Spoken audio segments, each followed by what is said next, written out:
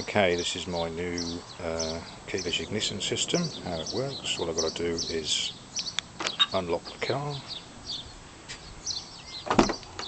sit unlocked,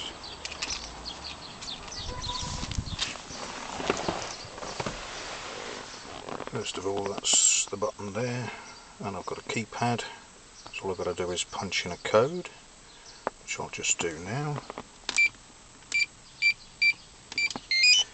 Code enters, you get an orange flashing light, press the button once, you get the radio come on,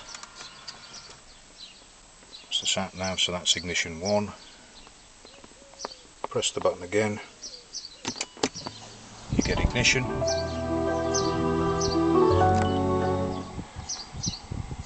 and if you press the button again, everything turns off. However, press the clutch down and you get a red flashing light, and then you just press the button and hold it, and the car starts and everything turns on, and when you want to finish,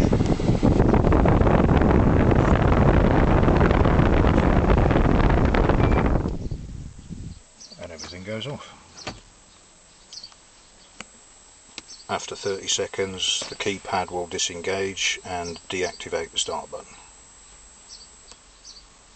And that's it. No keys.